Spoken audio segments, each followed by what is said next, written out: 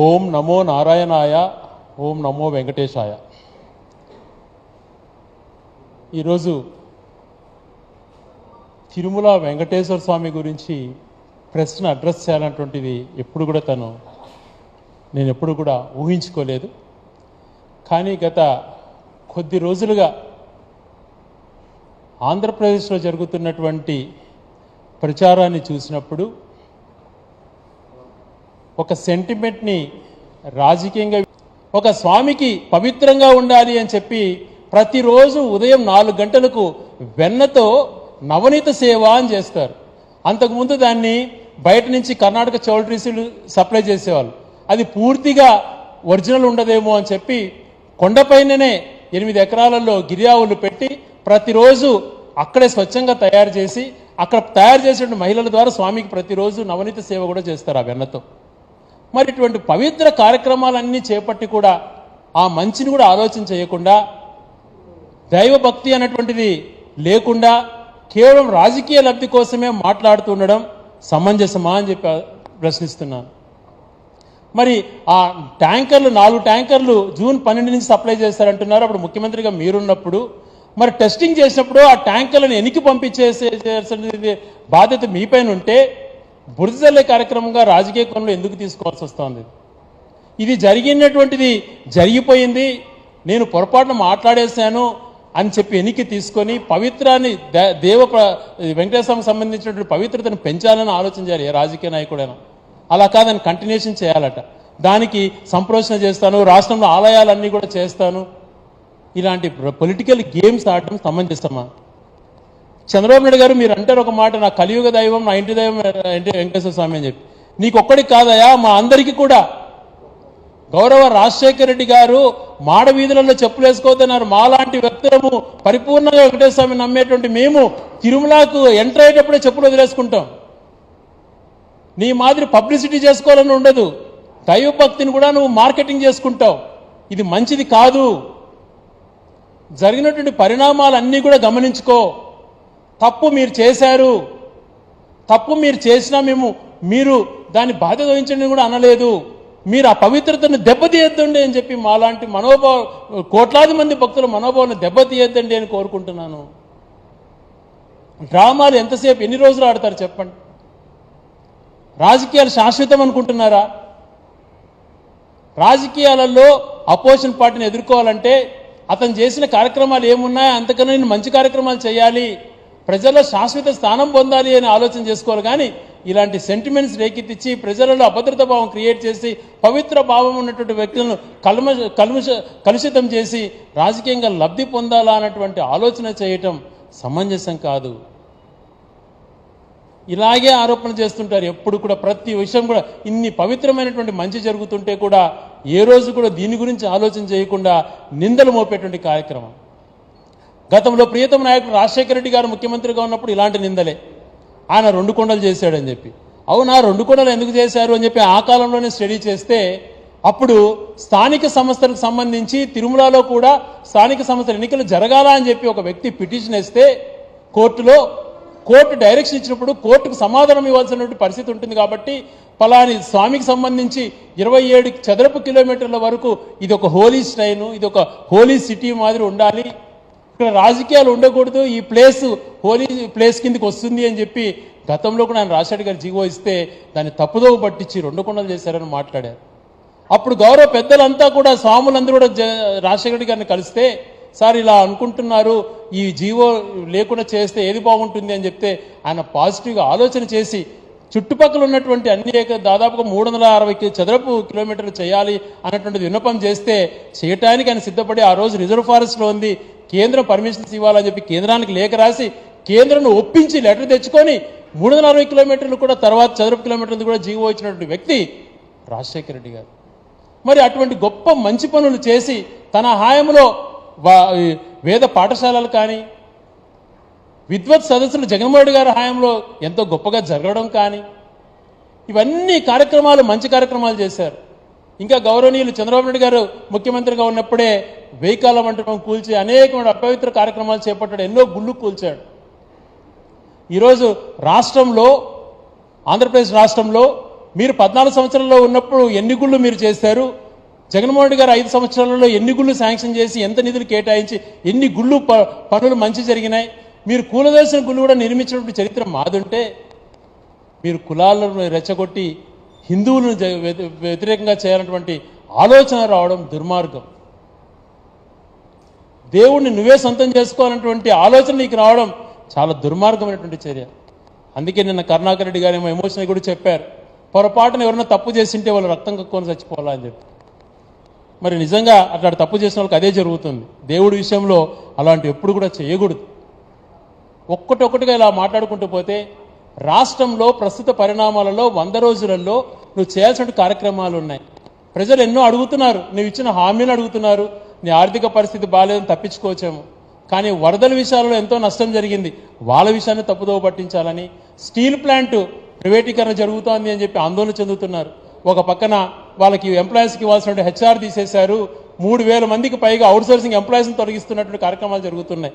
అవన్నీ కూడా ఎక్కడ వచ్చి నన్ను అడుగుతారో అని చెప్పి మెడికల్ కాలేజీలు తెలంగాణలో 8 కాలేజీలు ఇస్తే ఇక్కడ ఇన్ఫ్రా లేకపోయినా వీళ్ళు అంగీకరించారు. అక్కడ 1000 కోట్లది ఇన్ఫ్రా కట్టి కాలేజీలు రెడీగా ఉన్నాయనంటే మాకు మెడికల్ కాలేజీలు వద్దు అని చెప్పి కేంద్ర ప్రభుత్వానికి లేఖ రాసిన వ్యక్తి చంద్రబాబు నాయుడు గారు. ఇదంతా కూడా ఎవరైతే డాక్టర్ చదవాలన్నటువంటి విద్యార్థులలో ఆందోళన రేకొత్తొస్తుంది, వాళ్ళు ఎక్కడ రోడ్డుపైకి వస్తారో అనే భావనతో స్టీల్ ప్లాంట్ని, మెడికల్ కాలేజ్ ఇష్యూస్ని, సంక్షేమ విషయాన్ని, తన 100 రోజుల పరిపాలన వైఫల్యాన్ని, వరద బాధితులకు ఇవ్వాల్సినటువంటి నష్టపరిహారం ఇవ్వలేక ఫెయిల్ అయిన క్రమాన్ని, వీనన్నిటిని పక్కదోవ పట్టించి ఈ రకంగా డైవర్షన్ పాలిటిక్స్ తీసుకోవడం సమంజసం కాదు. ఇప్పటికైనా మీరు ఆలోచన చేయండి, ఇది మంచి పద్ధతి కాదు, దీన్ని కొనసాగించకండి. లక్షలాది మంది బాధపడుతున్నారు. నీకు నిజంగా చిత్తశుద్ధి ఉంటే దానిపైన కమిటీ వేయండి. ఈరోజు గత 5 సంవత్సరాలలో ఆ ల్యాబ్లో కూడా వచ్చిన మార్పులు ఒకసారి వినండి. గతంలో డిఎంహెచ్ఓ దాన్ని సర్టిఫై చేసే పరిస్థితి ఉండేది కొండపైన. అది సరైనటువంటి రీతిలో జరుగుతుందో లేదో అని చెప్పి ఒక రిటైర్డ్ సైంటిస్ట్ని అక్కడ పెట్టారు. 12 మంది ఎంప్లాయీస్ని పెట్టడమే కాకుండా ల్యాబ్ని ఏసీ ఆధునీకరించడమే కాకుండా 2020లో దాదాపుగా 3.5 కోటి, 2022లో అనుకుంటాను 3.5 కోటి ఏదైతే ఇప్పుడు అడల్ట్రేషన్ అనేది అయిన తర్వాత దాంట్లో మిగిలిన డీటెయిల్డ్ రిపోర్ట్ ఇచ్చేటువంటి మెషినరీ కూడా ఆర్డర్ ఇవ్వడం జరిగింది. అక్కడే పూర్తి స్థాయిలో ఎక్విప్మెంట్ ఉండాలా అని చెప్పి ఆలోచన కూడా చేసినటువంటి విధానం ఉంది. ఇటువంటివన్నీ గమనించుకోకుండా నింద వేయడమే నా అజెండా అనేటువంటి రీతిలో వ్యవహరించడం సరైనటువంటిదే అని చెప్పి ఆలోచన చేయమంటున్నాను. ఏ ఒక్కరూ తప్పు చేసినా ప్రశ్నించాలి, ముఖ్యంగా సెంటిమెంట్ విషయాలలో. తప్పు చేస్తే ఎంక్వైరీ చేసి శిక్షించే విధంగా ఉండాలి. కానీ ఆ సెంటిమెంట్ని రాజకీయంగా ఉపయోగించుకొని రాజకీయంగా లబ్ధి పొందాలా అనే ఆలోచన చేయటం సమంజసం కాదు అని చెప్తున్నాను. ఈరోజు నేను వైఎస్ఆర్ కాంగ్రెస్ పార్టీ మనిషిని కావచ్చు, కానీ వైఎస్ఆర్ కాంగ్రెస్ పార్టీని భుజాన్ని వేసుకొని మాట్లాడాలన్నటువంటి దానిపైన రాలేదు. ఈ విషయం పైన ఈ ఇష్యూ జరుగుతున్నటువంటి పరిణామం మంచిది కాదు. నీకన్నా గొప్పగా ఆలోచన చేస్తాం. ఈరోజు టీటీడీ 3,000 కోట్ల పైగా బడ్జెట్గా ఉంది. దాదాపుగా 1000 మంది ఉద్యోగస్తులు ఒక సంవత్సరానికి 1000 కోట్ల పైగా పెన్షన్స్ రూపేణా, జీతాల రూపేణా చెల్లిస్తారు. కొన్ని లక్షల మంది దైవ సన్నిధిలో బతుకుతున్నారు, డైరెక్ట్గా ఇండైరెక్ట్గా. ఎంతో మంది భక్తి శ్రద్ధలతో అక్కడికి వచ్చేటువంటి పరిస్థితి ఉంది. అటువంటి మహా ఆలయాన్ని కూడా నీ రాజకీయానికి బలి చేయొద్దు అని చెప్పి కోరుకుంటున్నాం. ఎవరికైనా కూడా చిత్తశుద్ధి ఉండాలి. చిత్తశుద్ధి లోపించినప్పుడు రాజకీయంగా ప్రజలకు మేలు చేయనప్పుడు ఇటువంటి ఆలోచనలు వస్తాయి. ఇటువంటి ఆలోచన దుర్మార్గానికి ఒడిగట్టే పరిస్థితి వస్తుంది. ఇటువంటి పరిస్థితులకు ఒడిగట్టినందుకు నువ్వు రాష్ట్ర ప్రజలకు క్షమాపణ చెప్పాలి. రాబో రోజులలో ఇంకా కఠినంగా వ్యవహరించాలి. ఒక నెయ్యే కాదు, మిగిలిన ఇంగ్రీడియంట్స్ ఏవైతే ఉన్నాయో అవన్నీ కూడా నాణ్యంగా ఉన్నాయా లేదా అని చెప్పి పరీక్ష చేసుకోవాలి. ఎక్కడికి కూడా ప్రజల యొక్క సెంటిమెంట్ని అనుగుణంగా ప్రభుత్వాలు పనిచేయాలి. ప్రజలపైన ఉన్నటువంటి సెంటిమెంట్ని గమనించుకొని దాన్ని రోడ్డుకి ఈడ్చకుండా దాన్ని కాపాడుకోవాల్సిన బాధ్యత ఉంది. రేపటి తరాలకు కూడా మనం మంచి చేయాలి. రాజకీయంగా వాడుకొని ఈరోజు శాంతి పూజలను ఇంకొకటో బురద చల్లేటువంటి కార్యక్రమాలు చేయాలన్నటువంటి ఆలోచన రావడం సమంజసం కాదు. ఇప్పటికీ మీరు ఒక మాట చెప్పారు, ఈవో ఒక మాట చెప్పారు. ఈవో చెప్పిన తర్వాత మళ్ళీ మీరు మాట్లాడతారు, మీరు మాట్లాడిన మాట మళ్ళీ ఈవో ఇంకో రకంగా చెప్తారు. మరి ఏంటివో ఈ కన్ఫ్యూజన్స్ ఎందుకు మీరు దీన్ని ఇంతగా తాపాత్రయపడి రాజకీయం చేయాలనుకుంటున్నారు? గతంలో విన్నాం ఈవో గారు మంచి తన ఎడ్యుకేషన్ బ్యాక్గ్రౌండ్ గురించి కానీ తను వచ్చిన విధానం గురించి కానీ. ఆయన కూడా ఆలోచన చేయాలి. నేను లోకేష్ గారు మాట్లాడుతూ ఒక మాట చెప్పారు, ఇది ముఖ్యమంత్రికి ఏం సంబంధం ఉంటుంది, నియమించి ఈవో చూసుకుంటాడు అని చెప్పి. మేము ఆ మాటని ఈ రోజుతే ఎవరు కూడా మాట్లాడాల్సిన అవసరం ఉండిండదు. ఎందుకు మేమందరం తాపత్రపడుతున్నాం వాస్తవాలు తెలియచేయాలని చెప్పి? నీ పైన నెపం నెట్టాలి. మరి నువ్వే కదా ఈవో నియమించావు, నువ్వు ఈవో చేసుకున్నారు, అది జూన్లో వచ్చింది, జూలైలో టెస్ట్ చేసుకున్నారు, మీరున్న హయాంలోనే ట్యాంకర్లు వచ్చినాయి, పంపించినారు, ఎన్నికి పంపించినారు లేదని కూడా చెప్పలేని పరిస్థితిలో మీరున్నారు, తప్పు మీదే అని మేము ఎదురుదాడి చేయొచ్చు. కానీ ఒక పవిత్రమైనటువంటి అంశం కాబట్టి మాకు బాధ్యత తీసుకోవాలి, దీంట్లో అందరూ బాధ్యతగా వ్యవహరించాలి, వచ్చినటువంటి ఆరోపణలను ఏది కరెక్టా కాదనేది తెలుసుకోవాలి అంటున్నది ఆలోచన చేయాలి. ఈరోజు కామన్ సెన్స్తో ఆలోచన చేయండి. విఘ్నులు ఉన్నారు, ఎంతోమంది మేధస్తులు ఉన్నారు, ఎంతోమంది పండితులు ఉన్నారు, స్వాములు ఉన్నారు, వాళ్ళంతా కూడా ఆందోళన చెందుతున్నారు. ఏ తప్పు జరగలేదు అక్కడ. ఒకవేళ జరిగినంటే ఏఆర్ ఫుడ్స్ వాళ్ళ నెయ్యిని వెనక్కి పంపించకుండా అక్కడ ఆ రోజు జూన్లో వీళ్ళు జూలైలో కక్కుర్తిపడి ఆ ట్యాంకర్లను అలో చేసినంటే అది కూడా బయట పెట్టాలి. ఏదైనా జరిగి ఉంటుందేమో కానీ, లేకపోతే ఎటువంటి పరిస్థితులు ఏ ఒక్కరు తప్పు చేయరు. నేను అనేక మంది సైంటిస్టులు కూడా కనుక్కున్నాను. సైంటిస్ట్ చెప్పే ప్రకారం అడల్ట్రేషన్ ఉన్నదే అని చెప్తారు, కానీ వీళ్ళు చెప్పినట్టుగా ఆ బీఫ్ ఫిష్ ఆయిల్ ఉంది అనేటువంటిది మాటలను అంత ఈజీగా నిర్ధారించలేము, సస్పెక్ట్ మాత్రమే అనేటువంటి మాట మాట్లాడుతున్నారు.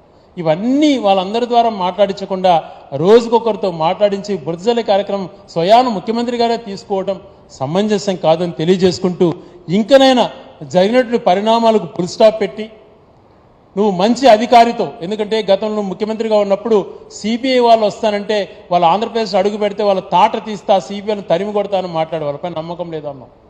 మరి ఈరోజు నువ్వే స్వయంగా సిట్ అని నియమించుకున్నావు.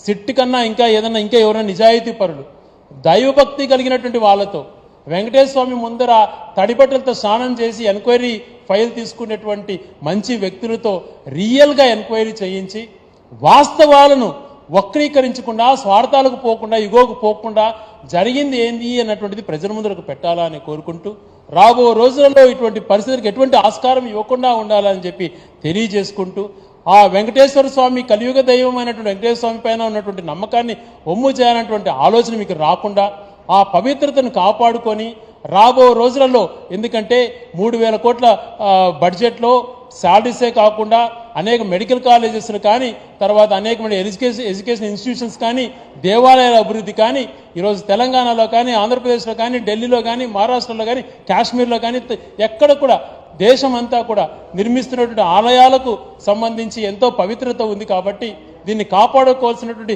ప్రతి ఒక్కరి, హిందూస్ అనే కాదు, ఈ భారతదేశంలో పుట్టినటువంటి ప్రతి ఒక్కరికి కూడా ఆ బాధ్యత ఉండాలని చెప్పి కోరుకుంటూ, రాజకీయ కోణంలో ఆలోచన చెయ్యొద్దు అని హితువు పలుకుతూ, మంచి ఆలోచన రావాలా, జరిగేటువంటి కార్యక్రమాలు ఈ 100 రోజులలో ఫెయిల్ అయినటువంటి ఐడెంటిఫై చేసుకొని మళ్ళీ అయిన సరిదిద్దుకొని ప్రజలకు మంచి చేసే విధంగా పరిపాలన కొనసాగించాలని చెప్పి తెలియజేసుకుంటున్నాను.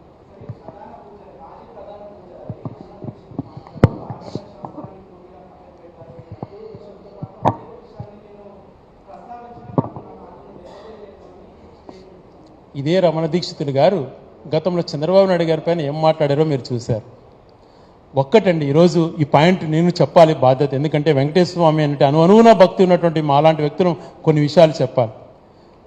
పూజా విధానంలో, ఆగమశాస్త్రం పూజా విధానం, దేవుడికి సన్నిధిలో జరిగే పూజా విధానంలో ముఖ్యమంత్రి కాదు కదా, ఈఓ కాదు కదా, చైర్మన్ కాదు, ఎవరికి హక్కు ఉండదు. అది పూర్తి స్థాయిలో జియంగర్ల యొక్క ఆలోచన మేరకు పూర్తి స్థాయిలో వాళ్ళే చేసేటువంటి ప్రతి అనునిత్యం కూడా అక్కడ జరిగే ప్రతి సెకండ్ ఇది కూడా వాళ్ళ ఇది ప్రకారమే జరుగుతుంది. అదొక్కటి నాకు కూడా సంతోషం అనిపించింది. లేకపోతే ఎవరు పొలిటికల్ ఇన్ఫ్లుయెన్స్ ఉంటే వాళ్ళు రకరకాలుగా చేసుకుంటారు. ఎక్కడ కూడా అటువంటి జరిగేటువంటి ఆస్కారం తిరుమలలో లేదమ్మా. మనమందరం కూడా గర్వపడాలి ఆ రకమైన పూజా విధానం కొనసాగుతున్నందుకు.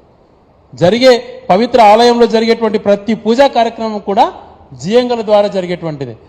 రమణ దీక్షితులు గారిని గౌరవిస్తాను. ఆయన కూడా అనేక సందర్భాల్లో వెంకటేశ్వర స్వామి గురించి గొప్పగా చెప్పినటువంటి వ్యక్తే. కానీ ఆయన రాజకీయ అబ్జర్వేషన్లో నేను అదే కోరుతున్నా, ఒక రమణ దీక్షితులు అన్న గారినే కాదు, స్వాములు ఎవరైతే దీనిపైన ఎమోషన్గా అయిపోయి చంద్రబాబు నాయుడు గారు చెప్పిందే నిజం అనుకుని మాట్లాడే ప్రతి ఒక్కరికి కూడా గౌరవప్రదంగా విన్నమించుకుంటున్నా. వాస్తవాలు తెలుసుకుందాం. ఎక్కడైతే చిన్న చిన్న ఎవరైనా కూడా, ఎంత రాక్షసుడైనా కూడా దేవుడికి పంపించే నెయ్యిలో ఆదాయం పెంచుకోవాలనంటే ఏదైనా వెజిటేబుల్ కల్తీ ఏదైనా చేస్తాడేమో, అది కూడా చేయకూడదు. అలా కాకుండా పశువుది, ఎందుకంటే దీనికన్నా ఎక్కువ రేటు ఫిష్ ఆయిల్ కానీ ఇంకొకటి కానీ కలిపి అపవిత్రం చేయాలంటువంటి దుర్మార్గపు ఆలోచన టెర్రరిస్టులు కూడా రాదు అన్నటువంటిది నా భావన.